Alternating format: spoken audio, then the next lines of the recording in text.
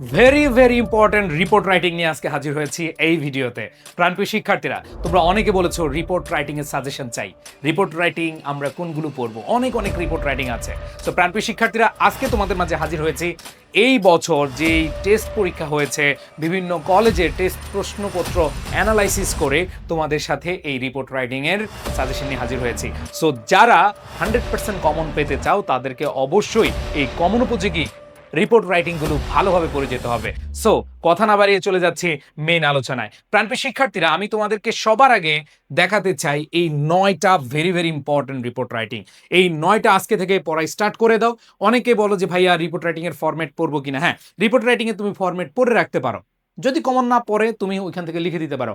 But আমি তোমাদেরকে বলতে চাই, যদি তুমি A+ পেতে চাও, তুমি ফুল মার্কস অথবা ফুল মার্কসের কাছাকাছি নাম্বার পেতে চাও, তাহলে তোমাকে অবশ্যই অবশ্যই পড়ে যেতে হবে। না পড়লে কিন্তু তুমি ভাইয়া ভালো রেজাল্ট করতে পারবে না। সো প্রাণপ্রিয় শিক্ষার্থীরা, খেয়াল করে দেখো, যে যে রিপোর্ট রাইটিংগুলো আমরা পড়বো সেগুলো দেখে ফেলি। দেখো, ফুড অ্যাডাল্টারেশন, তারপরে দেখো এখানে বলেছে প্রাইজ গিভিং সেরেমনি, তারপর হচ্ছে traffic jam, frequent road accidents, ঠিক আছে, তারপর হচ্ছে devastating consequences of drug addiction, ঠিক আছে, তারপর হচ্ছে আ টেরিবল ফায়ার অ্যাক্সিডেন্ট, এরপর দেখো কালচারাল প্রোগ্রাম, তারপর হচ্ছে কজেস অফ স্টুডেন্টস ফেলার ইন ইংলিশ, এরপর দেখো স্লাম ডুয়েলার্সের কন্ডিশন। সো খেয়াল করে দেখো ভাই আপুরা, এইখানে প্রত্যেকটা রিপোর্ট তোমার সাথে কিন্তু পরিচিত, কারণ তুমি কোথাও না কোথাও এই রিপোর্টগুলো পড়েছ। বাংলা প্রতিবেদনে তোমরা পড়েছো না? অগ্নি দুর্ঘটনা তোমরা পড়েছো, হচ্ছে বস্তিবাসীর দুর্বিষহ জীবন তোমরা পড়েছো, প্রাইজ গিভিং সেরেমনি, ঠিক আছে, তারপর হচ্ছে ফুড অ্যাল্টারেশন, খাদ্যে ভেজাল। এগুলো কিন্তু প্রত্যেকটা জিনিস, ড্রাগ এডিকশন থেকে শুরু করে প্রত্যেকটা জিনিস কিন্তু আমরা আগে থেকে পড়ে আসছি। সো এখন তোমাকে যে কাজটা করতে হবে, রিপোর্ট রাইটিং এর জন্য আগে একটা নোট খাতা বানাতে হবে। নোট খাতা বানিয়ে এই 9টা আগে লিখে ফেলো।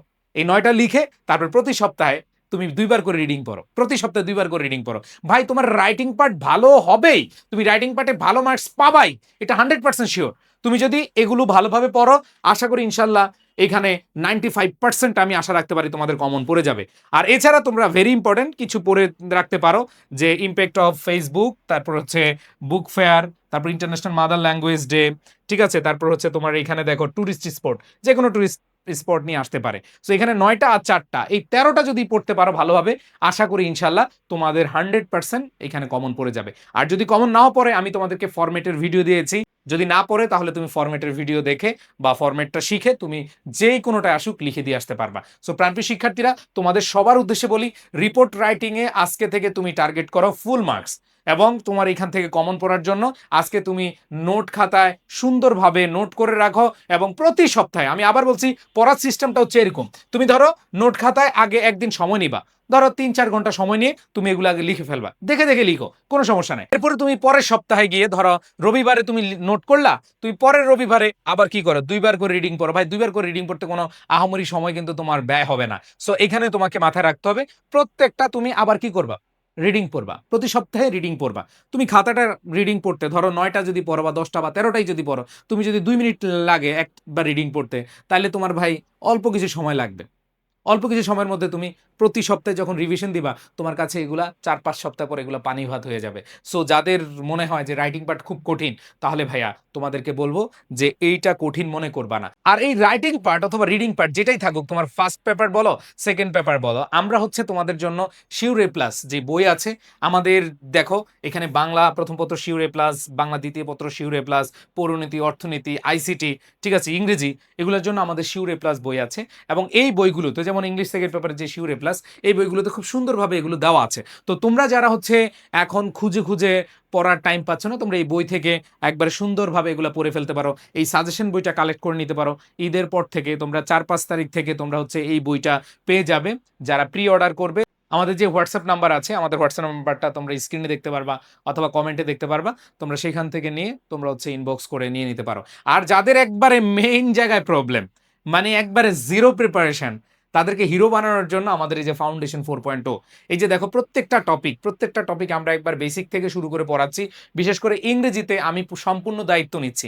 ইংরেজিতে তোমার ফার্স্ট পেপার সেকেন্ড পেপারে 200 মার্কের দায়িত্ব আমি নিচ্ছি। সো যারা A+ পেতে চাও, কারা A+ পেতে চাও একটু কমেন্টে জানাও। আমি জানি তোমরা, আমি প্রত্যেকটা ভিডিওতে এই কথা কেন বলি, এই কথাটা বলার কারণ হলো তুমি নিজের মধ্যে একটা প্রতিজ্ঞাবদ্ধ অবস্থা নিয়ে আসবা। তুমি ধরো যখন বলবো আমি A+ পেতে চাই, A+ পেতে চাই, দেখবা যে ঘুমের মধ্যে তুমি চাইবা যে তুমি A+ পেতে চাও। তাইলে দেখবা যে তোমার ঘুম মানে চাইলেও আসবে না কিন্তু। সো মানুষ স্বপ্ন যখন দেখে এটা সবসময় মাথায় রাখতে হবে যে ওই স্বপ্নটা বাস্তবায়ন করার জন্য সবসময় মাথার ভেতরে হেডেক নিতে হবে, মাথার ভিতরে খালি মানে এই এমনভাবে নিতে হবে যে আমি যে দুষ্টামি করতেছি, আমি যে সময় নষ্ট করতেছি, তাহলে আমার কি করা উচিত? আমার এ প্লাস পাওয়া উচিত। এ প্লাস পেতে হলে সময় নষ্ট করা যাবে? যাবে না। দুষ্টুমি করা যাবে? যাবে না। আমার হচ্ছে পড়াশোনা করতে হবে। সো এইখানে তোমরা ইংলিশ ফাউন্ডেশন 4.0 তে এনরোল করে নিতে পারো, অথবা যাদের আগে থেকে প্রস্তুতি ভালো তোমরা টেস্ট পেপার, এখন টেস্টের পরে তোমরা টেস্ট পেপার সলিউশন করতে চাও, তোমরা টেস্ট পেপার সলিউশন কোর্সে ভর্তি হয়ে যেতে পারো এবং এখানে সকল বিষয় তোমরা পেয়ে যাবা। অ্যান্ড দেন আমাদের যারা তোমাদের মধ্যে যারা একটু অ্যাডভান্স তারা অলরেডি প্রি অ্যাডমিশন কোর্সে ক্লাস শুরু করে দিয়েছে। সো আশা রাখি তোমাদের প্রত্যেকটা কোর্সে আমরা সর্বোচ্চটুকু সাপোর্ট দিব। সবার প্রতি ভালোবাসা রেখে সবাইকে দোয়া ও শুভকামনা জানিয়ে শেষ করছি। দেখা হবে ইনশাআল্লাহ বিজয়ের মঞ্চে। আল্লাহ হাফেজ। আসসালামু আলাইকুম।